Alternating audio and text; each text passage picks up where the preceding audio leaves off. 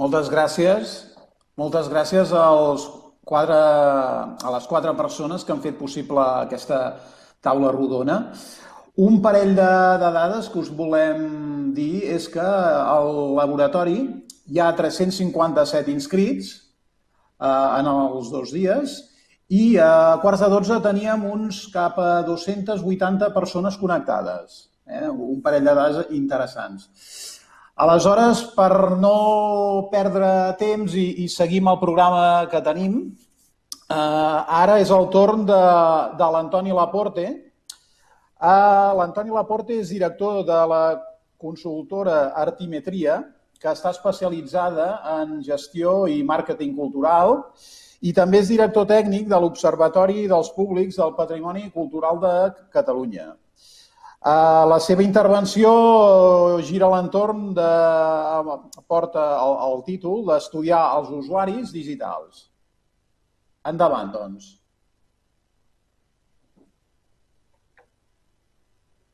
Hola, què tal, com esteu? Molt bon dia. És un plaer estar aquí amb vosaltres en aquesta celebració de l'11è LAM. Ja vaig ser invitat en el tercer el 2004, fa uns quants anys d'això, han passat moltes coses i aquest és un any relativament especial per la pandèmia en la que estem. En primer lloc, donar les gràcies a les persones que m'han convidat, el Quim Porràs de l'Ajuntament de Barcelona, a l'Anna Pazos i en Jaume Zamora, que també em va presentar fa 16 anys i veig que ara em presenta el LAM d'enguany. Bé, a mi m'han encarregat que parli sobre els estudis dels usuaris digitals. Vull agrair a l'organització l'oportunitat que m'han donat de, diguéssim, tirar-me a la piscina d'un sector que no és aquell en el que treballo diàriament. Nosaltres treballem normalment, el meu equip Artimetria o l'Observatori de Públics, fonamentalment en el patrimoni i en el cas dels museus, que són sectors que estan pròxims, però no és exactament el mateix. I, diguéssim, això el que m'ha permès és, diguéssim, buscar informació respecte a dades d'usuaris digitals dels arxius. Us presentaré algunes de les informacions que he trobat que em serveixen fonamentalment per plantejar preguntes, perquè hi ha unes quantes preguntes que m'han sorgit i que voldria, diguéssim, no esmerçar tot el temps que tinc, sinó deixar bastant de temps per parlar després en el xat i intercanviar opinions per veure si hi ha possibilitat de compartir algunes d'aquestes qüestions que se'm plantegen. Bé, compartiré la pantalla.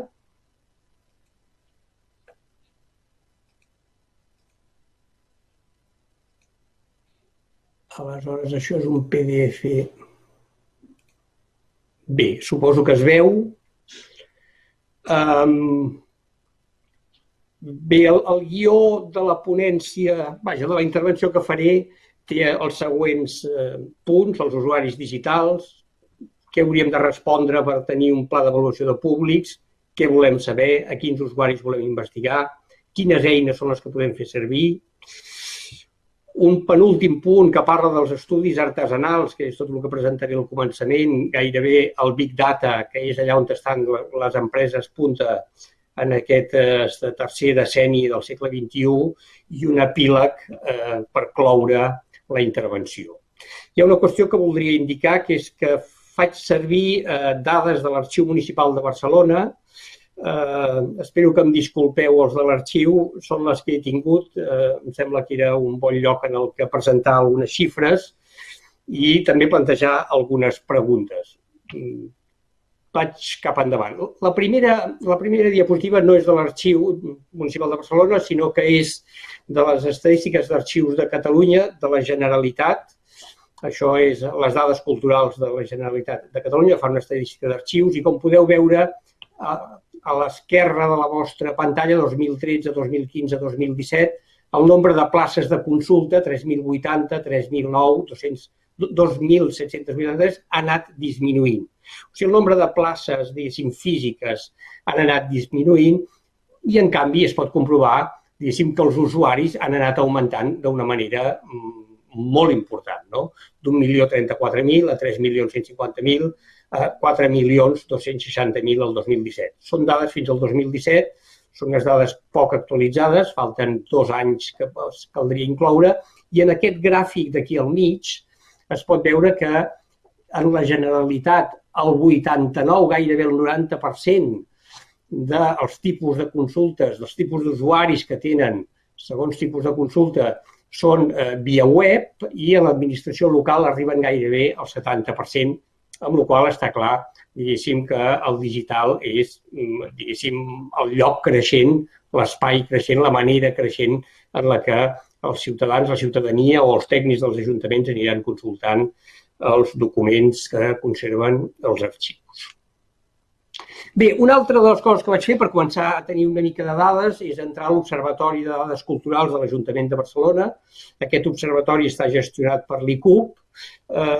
Us passaré el PowerPoint perquè hi ha tots els links i perquè podeu després, diguéssim, entrar en aquests links i consultar algunes de les qüestions. Hi ha, diguéssim, informació estadística sobre tot un seguit d'equipaments, museus, arxius, espais. Vaig entrar a arxius i aleshores un cop entres a arxius hi ha uns indicadors, vaig entrar a usuaris i a usuaris presencials vaig trobar que els únics indicadors que, diguéssim, el banc de dades de l'Ajuntament de Barcelona sobre els usuaris dels arxius són usuaris presencials. Usuaris presencials i consultes presencials. L'arxiu fotogràfic el 2019, 1.127 usuaris presencials, no apareixen els usuaris digitals, sembla que encara no hagin tingut, diguéssim, una carta de naturalesa quan hem vist anteriorment que sí el tenia. Amb la qual cosa, la meva primera pregunta és qui són els usuaris digitals? I amb aquesta finalitat he entrat en un document que és públic i podeu trobar a la xarxa, que és la memòria de l'Arxiu Municipal del 2019 de Barcelona, que és el municipi on resideixo, un arxiu en el que hi treballen 150 persones, molt gran i molt important, i buscant per aquí dintre hi ha un capítol 1 que parla de la direcció del sistema d'arxius, del sistema municipal d'arxius, hi ha un capítol que és 1.4, difusió i comunicació digital, portal web. O sigui, l'arxiu municipal té un portal web, que és aquesta imatge d'aquí, d'aquest senyor amb guants que remena un document, en el qual se'ns dona informació sobre les visites, sobre els visitants i les pàgines visualitzades. Aquestes són unes dades fetes de Google Analytics, després parlarem d'això, i aquí ens diuen que el nombre de visites el 2019 total d'entre tots els 4 arxius que aquí estan referenciats, per tant, dels 4 portals dels webs de l'Arxiu Municipal de Barcelona, han arribat a 184.000 visites i en termes de visitants, per tant, podríem dir que això són el nombre de visites que han fet aquests 130.000 visitants, hem arribat a 130.000 visitants el 2019. Molt bé.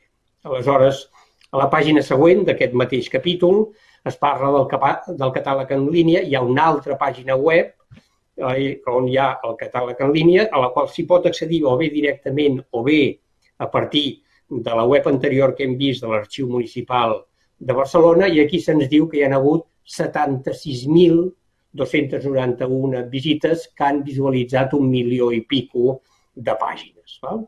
I després hi ha una tercera informació que té a veure sobre la intranet. La intranet, òbviament, es posa a disposició de la comunicació interna de la plantilla de treballadors, funcionaris i dels equips que treballen en l'Ajuntament de la ciutat. Hi ha hagut 5.740 visites. Molt bé.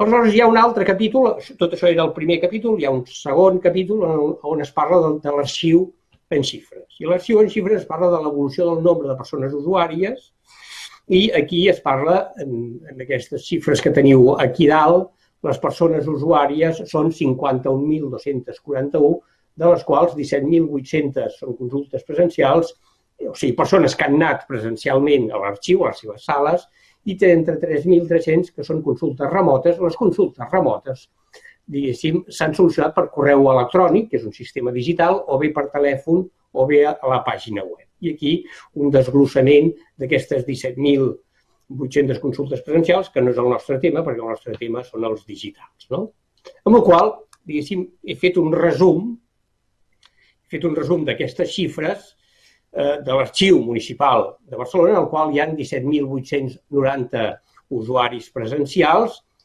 Els visitants a la pàgina web, persones, no les visites, sinó els visitants, ja que parlem d'usuaris, suposo que parlem de persones, són les xifres 130.900, gairebé 131.000 persones. Les visites al catàleg, 76.200, gairebé 76.300. Hi ha unes consultes remotes de 33.000 i pico de consultes remotes, algunes de les quals s'han solucionat per mail, que tal com deia és un suport digital. I finalment hi ha unes 5.740 visites intranet, amb la qual cosa, diguéssim, la pregunta immediata és a qui ens referim quan parlem dels usuaris digitals. Ens estem referint a tots els usuaris, ens estem referint fonamentalment als que venen per la pàgina web, als que consulten el catàleg, o sigui, tenim diferents definicions d'usuaris, hi ha diferents tipologies d'usuaris. I una altra pregunta que és, podem fer la suma dels diferents tipus de visitants o d'usuaris? O sigui, quin grau de repetició hi ha? Dit d'una altra forma, aquests 130.900 i pico visitants de la pàgina web de l'arxiu després van al catàleg i, per tant, aquests 76.000 són, diguéssim, en una part important, un subconjunt d'aquests 130.000? Bé, tenim unes xifres, però, diguéssim, em sembla que serà difícil o complicat en el moment actual amb les eines que disposem de saber a quantes persones físiques està arribant l'arxiu. Amb la qual cosa, amb les dades, diguéssim, que he remenat una mica, m'he plantejat aquestes preguntes que espero que després les discutim i algú dels vostres equips, diguéssim, pugui aportar una mica de llum en aquestes qüestions. Clar, fixeu-vos, en el món dels museus, que és el món principal, el món en el que hi dediquem més hores, es parla, evidentment, també de visitants presencials i de visitants digitals. Concha Rodà, en una entrevista que va donar ara al juny del 2020, quan ja portàvem 3 mesos de confinament, en una entrevista molt interessant, deia els visitants virtuals també són visitants del museu. Durant els mesos han estat els únics visitants dels museus. Amb la qual cosa hi havia aquesta discussió, aquesta qüestió que es planteja en els museus sobre si els visitants presencials són uns visitants, diguéssim, de primera categoria i els visitants que entraven a consultar la pàgina web eren uns altres tipus de visitants. I, diguéssim, amb la pandèmia, clarament, diguéssim, aquest tema s'ha solucionat, s'està solucionant i hi ha una tendència cap a la unanimitat que els visitants virtuals són visitants, diguéssim, de ple dret del museu tant com els visitants presencials.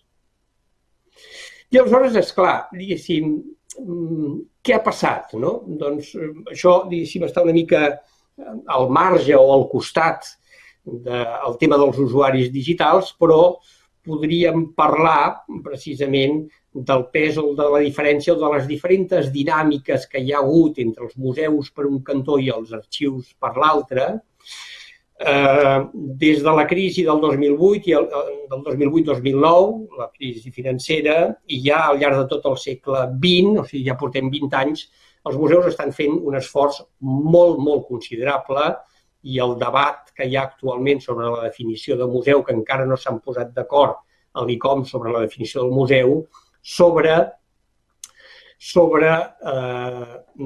al voltant de quin pes té la col·lecció en la gestió del museu i les noves veus van en la línia de que els públics han de tenir el mateix pes que les col·leccions. És a dir, que el museu ha d'estar cada vegada més centrat en els públics. I el paper social, diguéssim, dels museus s'ha de posar, diguéssim, en primer pla de l'estratègia dels museus, entre altres coses per incrementar la legitimitat dels museus.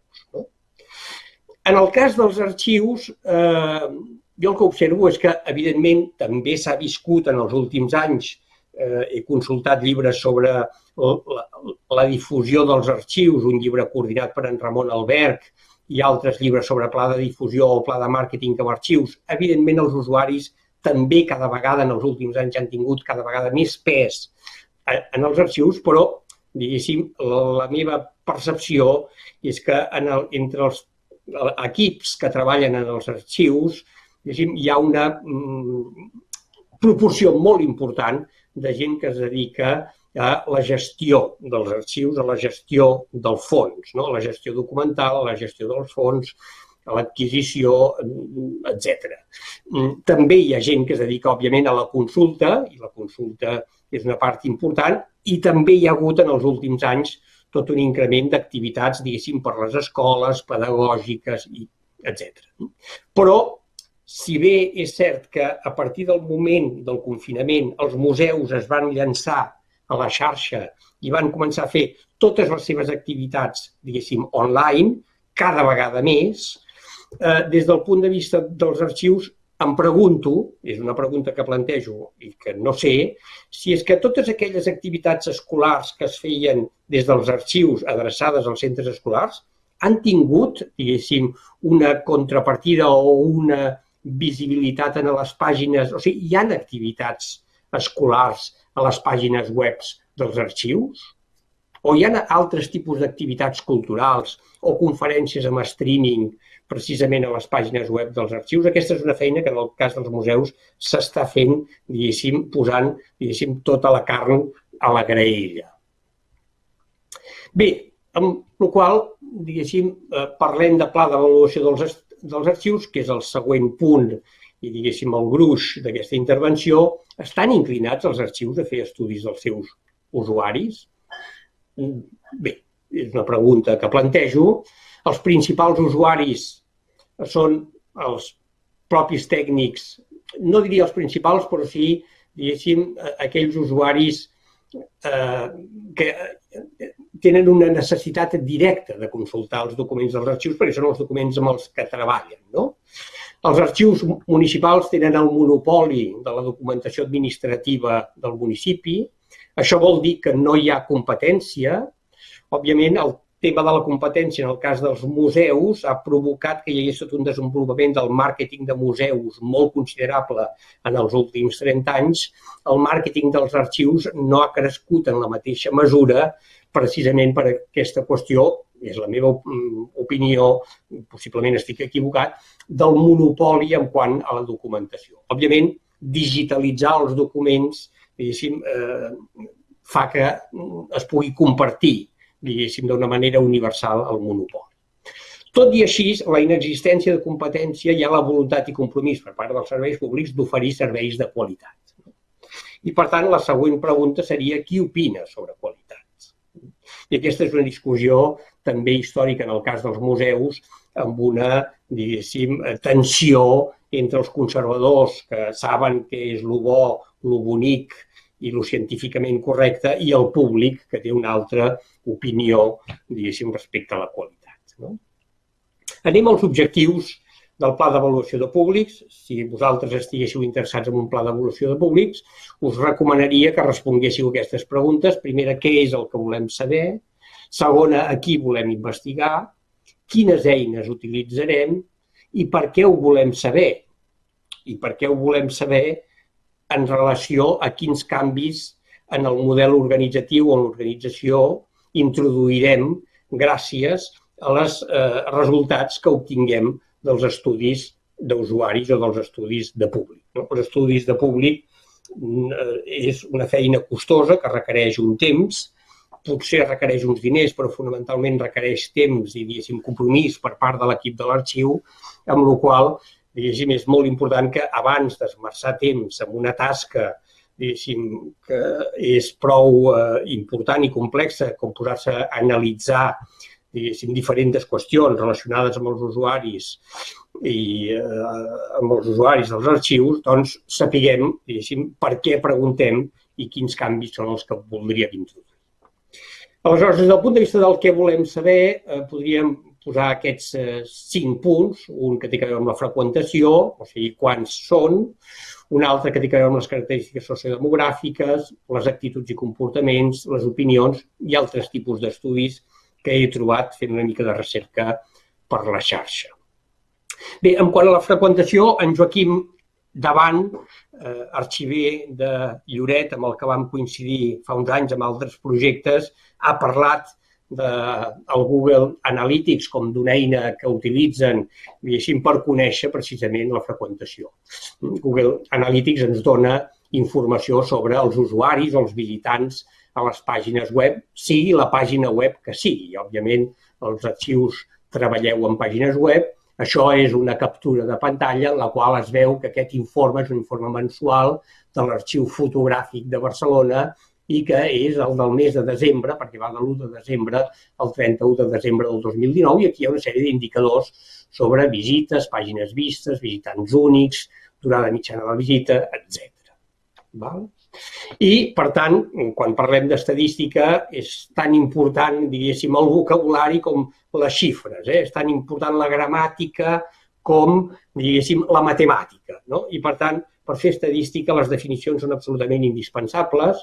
Una visita o sessió succeeix quan un usuari o un robot entra a la nostra web. Un visitant és la persona física, una persona individual o una IP, diguéssim, perquè Google Analytics el que reconeix és o bé una cookie o bé un IP, amb la qual cosa un visitant és la persona física que entra a la pàgina web. El concepte de visitant únic està relacionat amb un factor temporal, visitants únics diaris o setmanals o mensuals o anuals. Amb aquesta dada podem tenir una aproximació a la fidelització dels nostres seguidors. Les pàgines vistes són les pàgines a les que s'accedeix un visitant o tots els visitants a la pàgina web. Amb la qual cosa, l'Arxiu Municipal de Barcelona té unes dades, té uns Excels trets precisament a partir de Google Analytics, en el qual hi ha visites, i el total de visites van ser 184.000, hi ha pàgines vistes, el total de pàgines vistes, això és pàgina web, 447.000, visitants únics, aquí hi ha els mensuals, i finalment se sumen, diguéssim, els visitants únics mensuals. La meva percepció és que aquesta suma podria portar a error, perquè segurament si en lloc de fer la consulta aquí de l'1 de desembre al 31 de desembre per cada un dels mesos de gener a desembre de cada un dels arxius es hagués posat aquí de l'1 de gener del 2019 al 31 de desembre del 2019, com que hi ha molts visitants únics que repeteixen d'un mes en un altre, hauríem obtingut unes xifres diferents en aquests 130.000, que són les xifres un a un dels diferents visitants únics mensuals.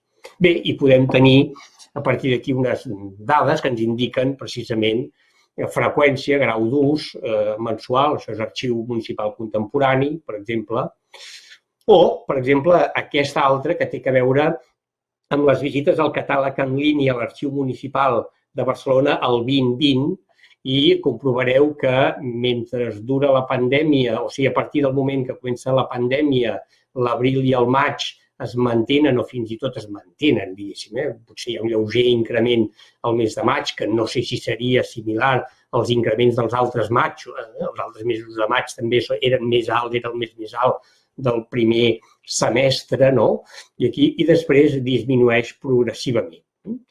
Aquesta és una dada interessant perquè en el cas dels museus hi ha hagut molt interès, per exemple, en conèixer això que us explicava de tot el gavadal, diguéssim, de recursos digitals, jocs, visites en línia, streamings, conferències, podcast, la peça del mes que els museus han fet.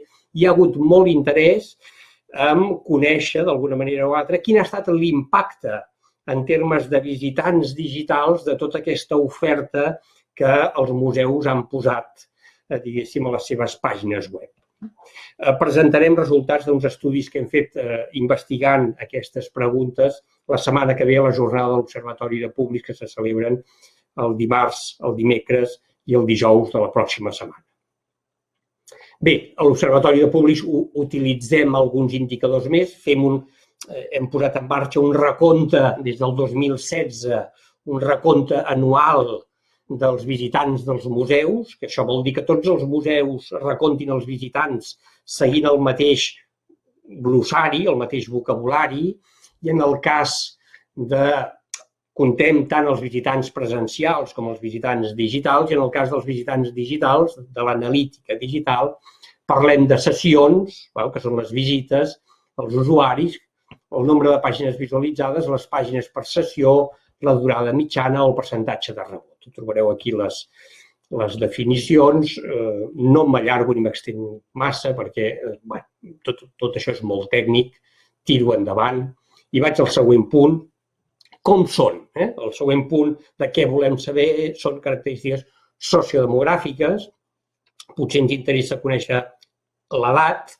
Ana Pazos, en la seva intervenció anterior, parlava dels joves i de la importància de les xarxes socials.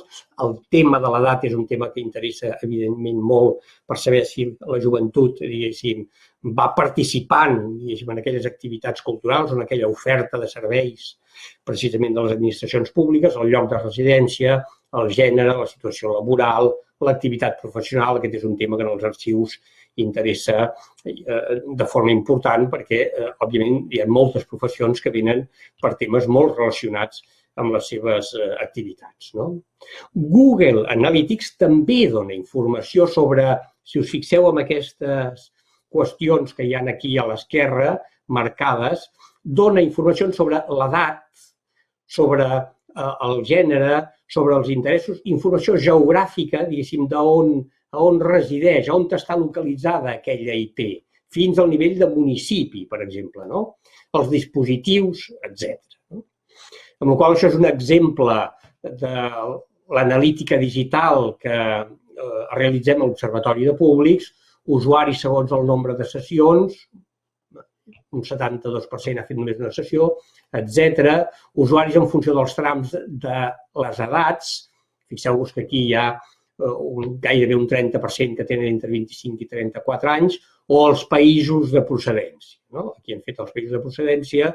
En el cas dels museus a casa nostra, un 68% són, diguéssim, del país i un 10% dels Estats Units, etc. Uns indicadors.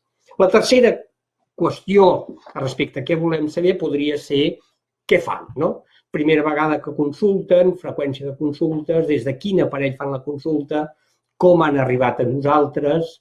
I aquí també Google Analytics, més enllà del recompte de visites, visitants i pàgines, dona informació sobre com està fent la visita, o sigui, des de quin tipus d'aparell, si des d'un ordinador de taula, una tablet o un telèfon, un smartphone, i la durada de les sessions en funció de l'equip des del que busca la informació, entra la informació, i com ha arribat a nosaltres, si des de la nostra pàgina web o des d'una altra pàgina web o des de les xarxes socials o des del mailing que hem enviat, i també procedència de les xarxes socials perquè també fem una analítica vinculada amb xarxes socials.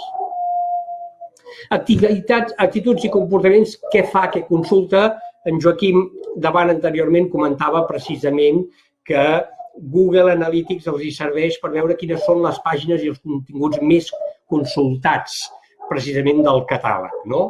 L'Arxiu Municipal de Barcelona treballa amb MediaSearch. MediaSearch té, diguéssim, una aplicació que està estretament vinculada, que es vincula estretament amb Google Analytics i, per tant, consultant Google Analytics, vostè pot saber, diguéssim, precisament quines són les pàgines més consultades del catàleg dels seus propis arxius. I opinió i valoració del servei. Òbviament, valoració i facilitat d'ús de la pàgina web, de l'assessorament que ha rebut, del temps de resposta, preguntes obertes, que són què milloraries, què has trobat a faltar. I aquí ja Google Analytics no ens dona resposta a res de tot això i l'única solució és parlar amb els usuaris, preguntar amb els usuaris, ja sigui fent enquestes o ja sigui fent algun altre tipus de, diguéssim, recerca a prop dels usuaris i parlant o preguntant als usuaris. Això són uns exemples d'una enquesta que hem trobat de satisfacció dels usuaris de la xarxa de biblioteques i arxius. Segurament n'hi ha més de biblioteques, però els arxius també apareixien, per això els he inclòs. Qualitat del servei rebut. Aleshores, molt satisfet amb una puntuació de 9-10, aquí es puntuava en una escala de 0 a 10, molt satisfets, un 80% amb el servei rebut, un 12% satisfets amb unes puntuacions de 6 a 8. O satisfacció amb l'accés als recursos d'informació electrònica. Fixeu-vos que aquí la satisfacció global del servei és del 81%, amb l'accés als recursos d'informació electrònica baixa 20 punts fins al 60%. Això és una enquesta del CSIC. En els vostres arxius segurament apareixerien uns altres resultats. I, esclar, a partir d'aquestes puntuacions de 0 a 10, això ens serveix per calcular les mitjanes. I calcular les mitjanes, fixeu-vos que totes les mitjanes són molt altes, i un tindria tendència a dir, escolta, la mitjana més baixa, que és aquest 8,47, i que es refereix a la satisfacció amb l'accés als recursos i la informació electrònica, precisament d'allò del que parlem, és 8,47, continuem tenint un notable alt. Bé, en puntuacions i en enquestes, les notes no serveixen per l'autosatisfacció, sinó que fonamentalment serveixen per detectar, segons els mateixos usuaris, perquè això ho han respost els mateixos usuaris, quines són aquells elements que estan percebuts d'una manera més negativa o són més crítics i aquells que estan percebuts d'una manera més positiva, com per exemple aquest tercer, que és l'atenció i cortesia en el tracte rebut. La gent el personal és molt amable i això funciona molt bé. Però, fonamentalment, aquesta gràfica ens hauria de donar pistes per veure que tant la satisfacció en l'accés als recursos d'informació electrònica, repeteixo, en el cas dels arxius i biblioteques del CSIC, que és qui s'ha de plantejar aquestes preguntes, com amb la facilitat del contacte o amb la claretat i la utilitat de la informació rebuda, són aquests 3 temes en els quals valdria la pena reflexionar-hi i introduir millora, perquè és allà on els seus usuaris actuals emeten puntuacions més crítiques i, per tant, aquí hi ha una possibilitat de millorar la qualitat percebuda per part dels seus usuaris. I, sobretot, alguna cosa que recomanem moltíssim, que és opinió i valoració del servei, què és el que t'ha agradat més, què milloraries, què has trobat a faltar. Aquestes són importantíssimes, aquestes preguntes, precisament per tenir una informació de tipus més qualitatiu. Tinc 2 exemples que passaré molt per sobre perquè el temps és limitat, els podreu consultar perquè espero que l'organització us faciliti el PowerPoint que us estic presentant. Un que és una enquesta sobre la reobertura inclusiva de National Archives, els arxius nacionals de Gran Bretanya, en què hi ha una llei sobre la igualtat del 2010 que protegeix a les persones sobre qualsevol discriminació que es basi en l'edat, amb la discapacitat, amb el canvi de sexe, etc. I van fer una enquesta, aviat es va fer evident que durant la pandèmia i el confinament que els efectes del virus i del confinament estaven sent viscuts de manera diferent segons les tipologies especificades a la llei d'igualtat, essent l'edat i les discapacitats els factors de major vulnerabilitat.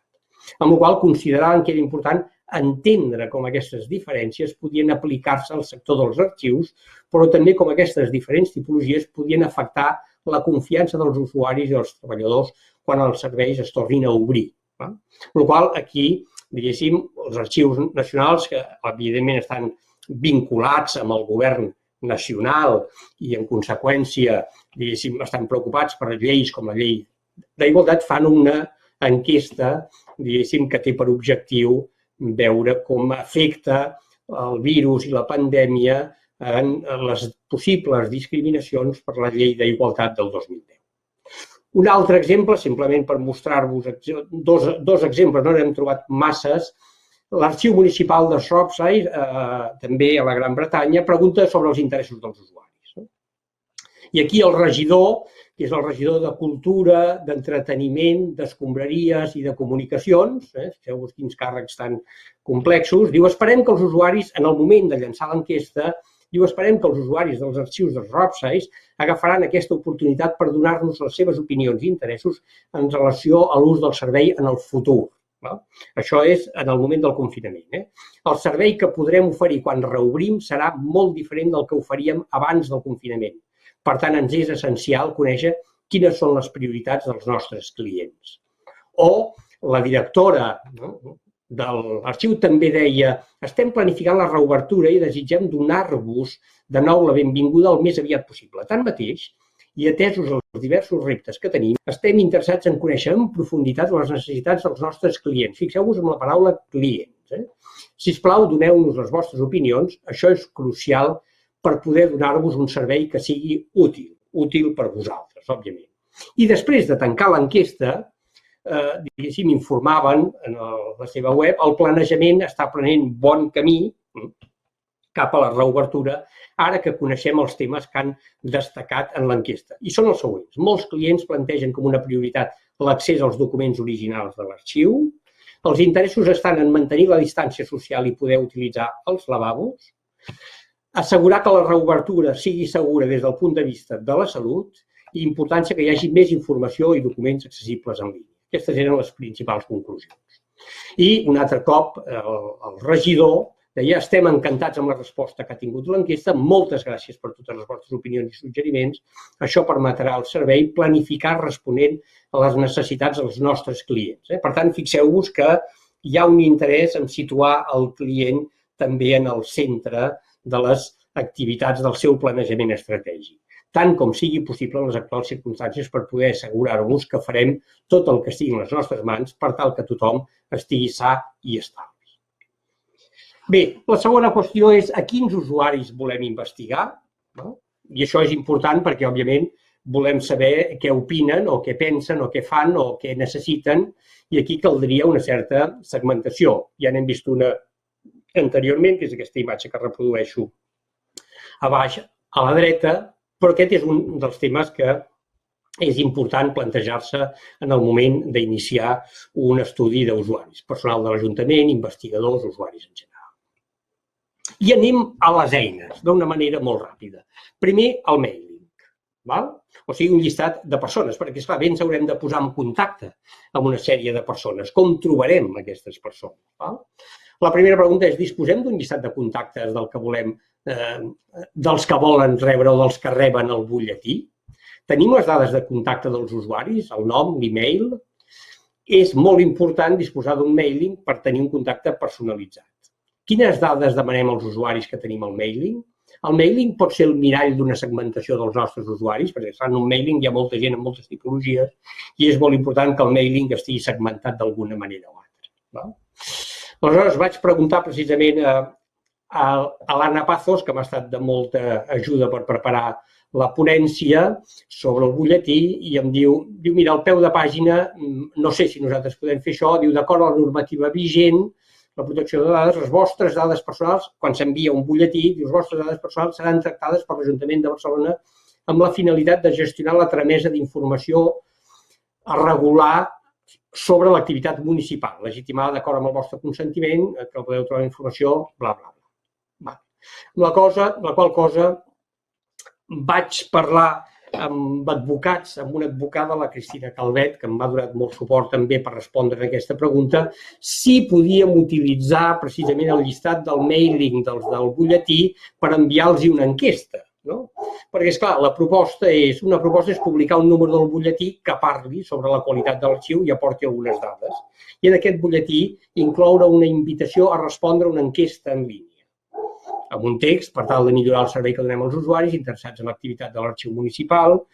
Us volem proposar una enquesta sobre algunes qüestions que ens permetin introduir millores i treballar per l'increment de la qualitat del servei. Si poguéssiu dedicar-hi 4 minuts, ens seria de gran utilitat. Moltes gràcies per la vostra col·laboració. Respondre a l'enquesta, cliqueu en aquest link i un link amb l'enquesta. Aleshores, clar, quins dubtes hi ha respecte a la llei de protecció de les dades? En general, fixeu-vos, primera qüestió, en general hi ha una taxa de resposta en aquest tipus d'enquestes d'entre el 15 i el 25%. I aquelles persones que no volen respondre no ho fan. I s'obtenen les opinions d'aquells usuaris que volen respondre, segurament són les persones que són més fidels, que ens utilitzen més sovint, són allò que en temes de màrqueting es diuen els heavy users, de l'arxiu, gent que ens consulta molt sovint i estan segurament interessats en expressar les possibles millores del servei. A més, en cultura les persones són força proclius a participar en enquestes breus per la millora dels serveis. Això ho tenim comprovat. A força gent li agrada poder donar la seva opinió.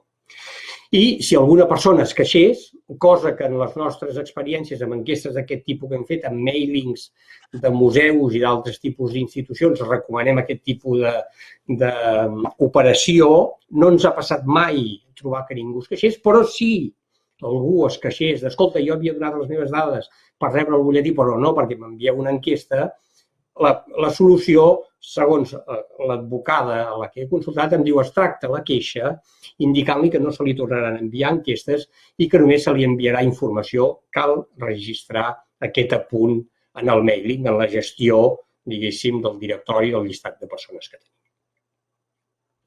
Bé, la segona eina és una enquesta en línia. No m'extendré sobre aquesta qüestió. Caldria parlar sobre els objectius, sobre si és una enquesta puntual o periòdica. Aquí enviarem el qüestionari, definir l'univers, o sigui, la segmentació, enquestes voluntàries i enquestes aleatòries, que són diferents, què volem saber, redactar el qüestionari, escollir la plataforma online, anàlisi i tractament, creuament, preguntes obertes. Heu respost enquestes en línia, sabeu perfectament del que us parlo. Una altra qüestió és parlar, més enllà de les enquestes, la recerca qualitativa i els focus group i les entrevistes personals.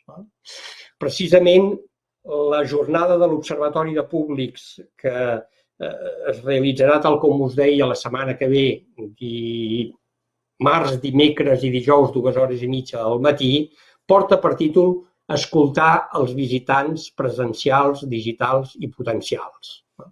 Perquè ens sembla que el repte que tenen els museus en el moment actual, fonamentalment és el de reconnectar. O sigui, la pandèmia ha creat, diguéssim, un distanciament importantíssim i el que cal és reconnectar. I, per tant, per reconnectar significa tornar a entrar en diàleg. I per entrar en diàleg el que cal és escoltar. Una de les ponències que hi haurà la setmana que ve és precisament de Mary Hobson. Mary Hobson és la responsable d'avaluació i estudis de públic del Natural Science Museum de Londres, que farà una ponència precisament com fer focus groups i entrevistes personals en línia. Bé, la recerca qualitativa ja ho sabeu, els focus group es basen en la conversa, la gent explica les seves pròpies experiències, són uns mètodes que procedeixen de l'antropologia, la sociologia, cal conèixer les valoracions, entendre processos, són mètodes exploratoris, es dona rellevància a la informació proporcionada per cada persona de manera individual i la informació qualitativa és a un nombre reduït de persones que no permet fer inferència estadística. Dues tècniques diferenciades, l'entrevista en profunditat i els focus group, 7-8 persones, ara online, tal com explicava, tot això ha crescut molt en aquests temps de la pandèmia, guió semiestructurat, l'entrevistat parla lliurement, transcripció de les entrevistes, els verbàtims són molt importants perquè en comunicació, perquè tot això ens servirà per comunicar-nos, tal com deia anteriorment, hem d'escoltar per comunicar, és tan important allò que es diu com la manera com es diu, els termes utilitzats, l'entonació, allà on es posa, diguéssim, el pes en el moment de formular, d'expressar-se. Una quarta eina seria la bústia de suggeriments i queixes, i aquí també tinc unes preguntes. Disposem d'una bústia de suggeriments i queixes? Donem resposta a aquests suggeriments i queixes? Analitzem d'una manera sistemàtica els suggeriments i les queixes? Hi ha tota una metodologia precisament per analitzar, diguéssim, el cas dels llibres de visites de museus, estem, diguéssim, llançant formació precisament per explicar als tècnics de museus de quina manera poden no llegir en diagonal un llibre de visites, que sempre et quedes, com que ets molt subjectiu, et quedes amb allò que crida més, sinó, diguéssim, tractar d'una manera sistemàtica i el més subjectiva possible els llibres de visita o les bústies de suggeriments i queixes per veure com evolucionen, diguéssim, les qüestions expressades per als usuaris. I anem al CRM. Podem demanar als que volen consultar el catàleg que es registrin en línia? amb una primera pregunta ja m'han contestat que no, que això seria limitar, diguéssim, l'accés universal.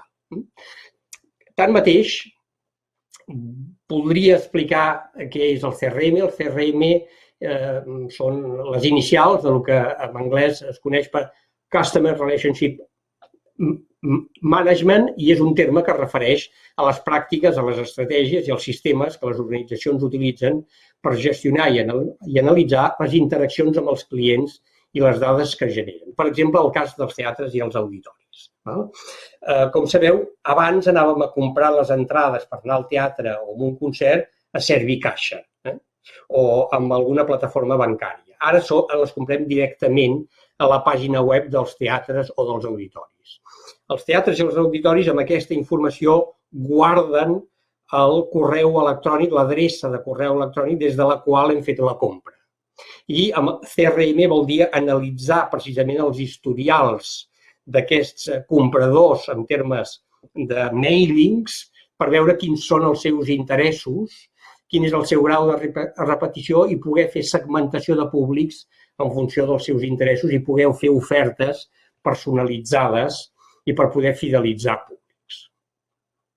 Bé, i ja per anar cap al final dels estudis artesanals, que és tot el que he explicat anteriorment, el Google Analytics no és tan artesanal, però dels estudis artesanals al Big Data. Avui en dia les empreses estan interessades en aconseguir les nostres dades. Això és evident.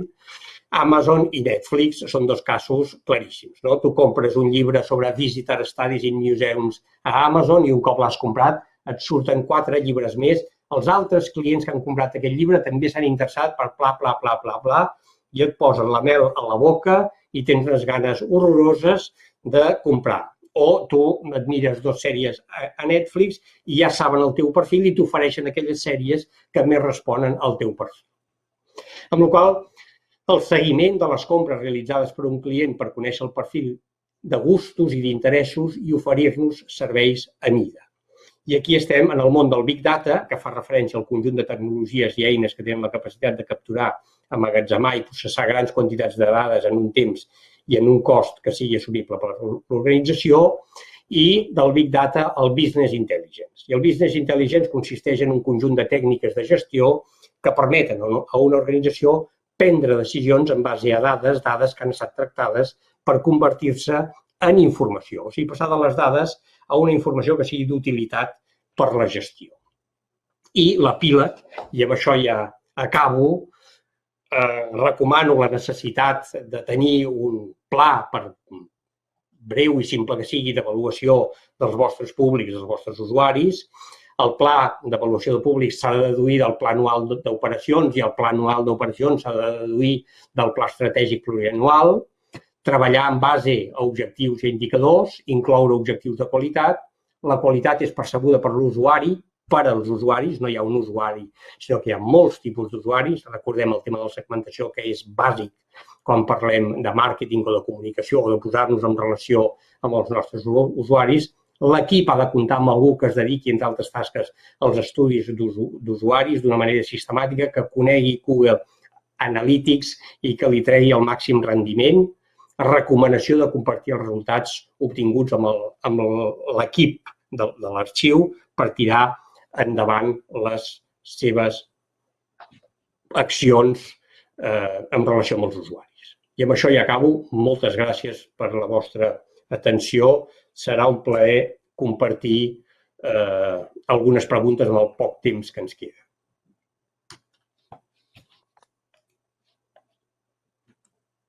Bé, moltes gràcies a l'Antoni Laporte.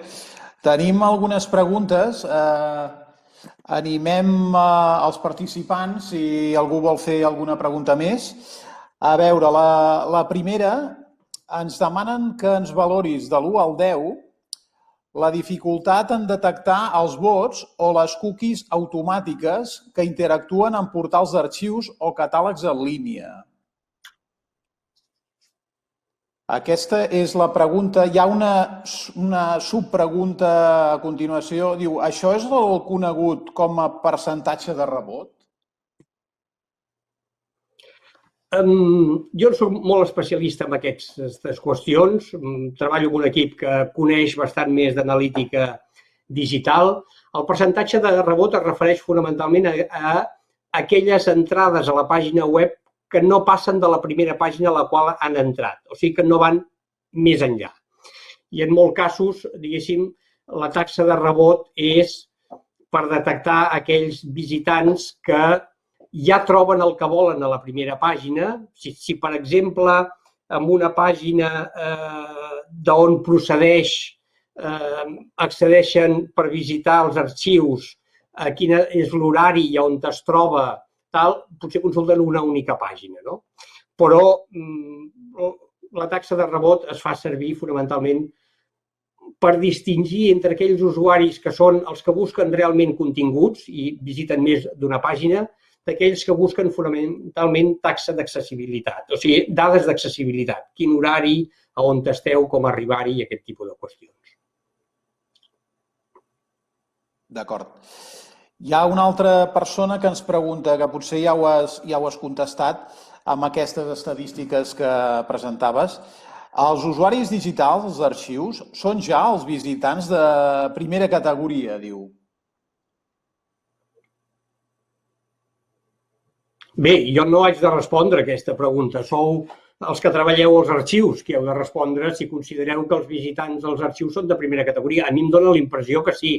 La primera taula que mostrava sobre les consultes, si eren presencials o eren digitals, és evident, vaja, que anem cap a un món en el que la consulta digital i el no desplaçar-se de casa serà cada vegada més important. Anem a un món d'interconnexió, però això també té a veure, diguéssim, amb el percentatge o la quantitat, diguéssim, de documents digitalitzats que hi hagin disponibles en xarxa per ser consultats per part dels usuaris des del seu lloc de treball o des de casa seva.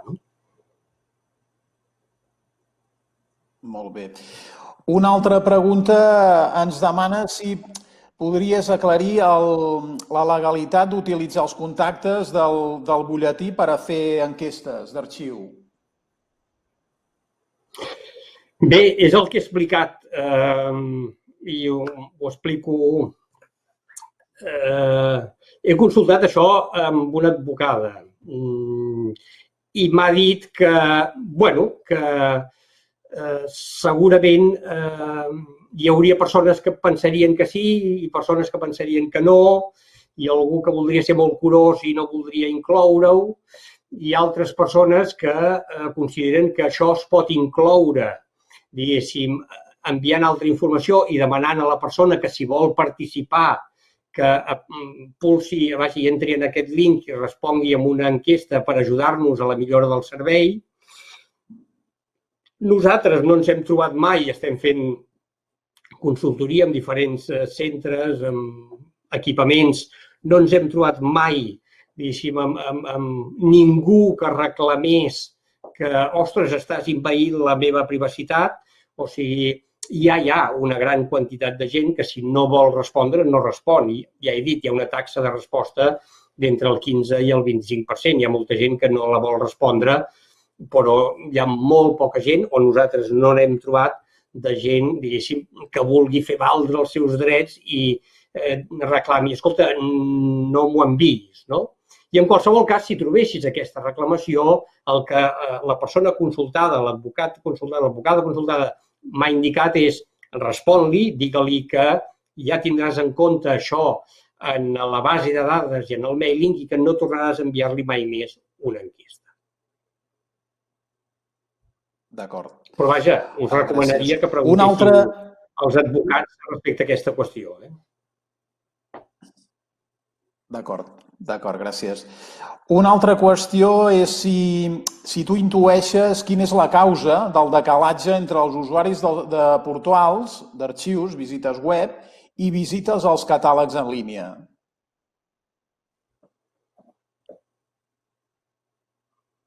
No ho sé. Si vols que et diguin, no ho sé.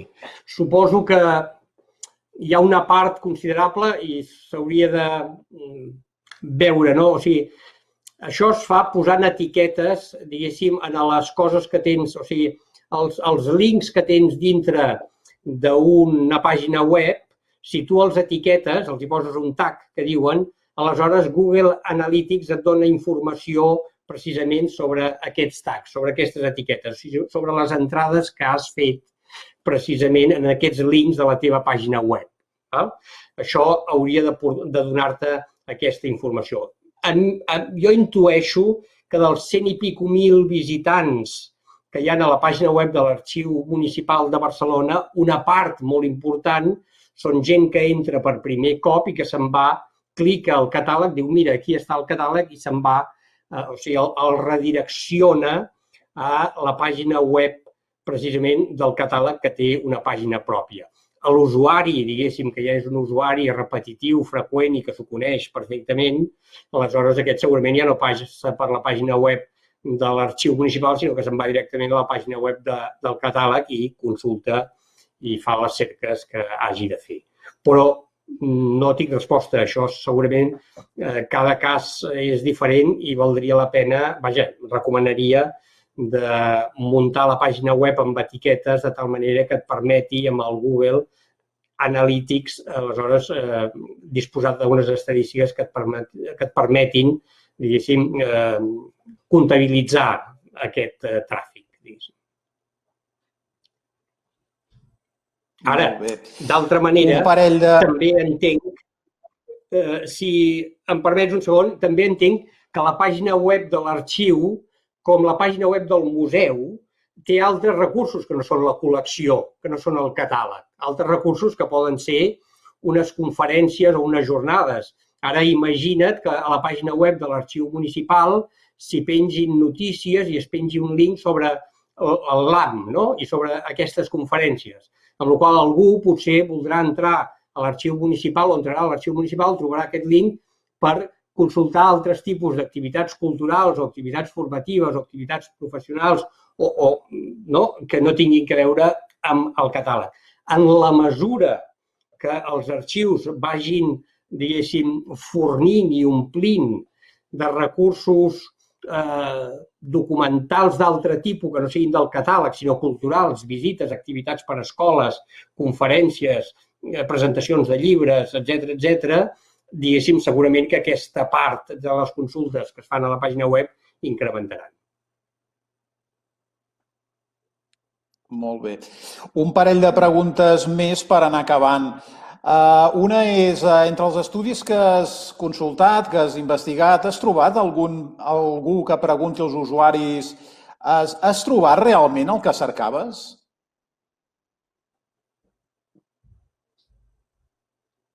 No. No ho he trobat.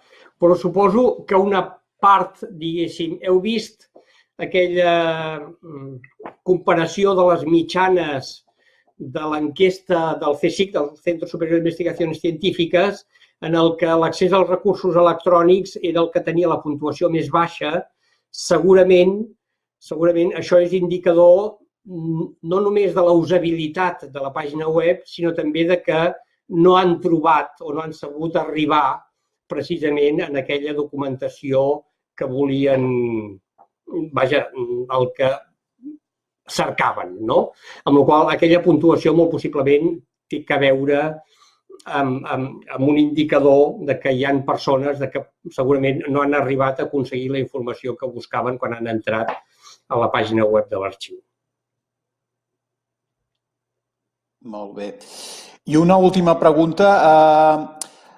Quins tipus d'equipaments estan realitzant més estudis usuaris?